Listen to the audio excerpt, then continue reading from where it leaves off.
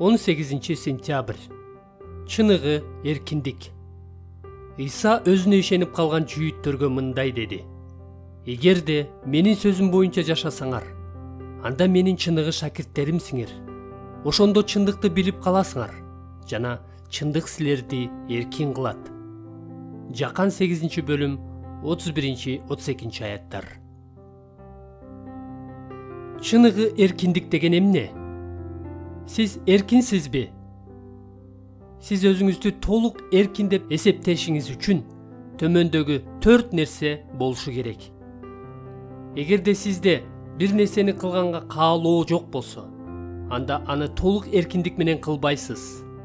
Албетте, кылгыңыз келбеген нерсени өзүңүздү зордоп кылсаңыз болот.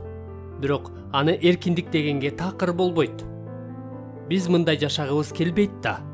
Бир нерсени кылгыбыз келбесе, өзүбүздү кыйналгандай, мажбур болгондой сезет эмеспизби? Ал эми бир нерсени кылганга каалооңуз бар болсо, бирок аны кылганга жөндөмүңүз болбосо, анда аны кылганга дагы эле эркин эмессиз. Ал эми каалооңуз да, жөндөмүңүз да болсо, бирок мүмкүнчүлүгүңүз жок болсо, анда аны кылганга дагы эле эркин эмессиз. Ал эми каалооңуз да, жөндөмүңүз да, мүмкүнчүлүгүңүз да болсо, бирок акырында ал нерсе сизге кыйроо алып келсе, анда ал нерсени кыла алсаңыз да, дагы эле толук эркин эмессиз.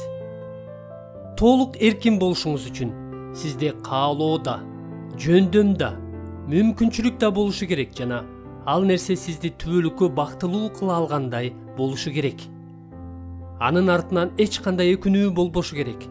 Ал эми мындай эркиндикти биз үчүн өлүп кайра тирилген Кудайдын уулу Иса гана бере алат. Эгерде силерди уул эркин кылса, анда чындап эркин болосуңар.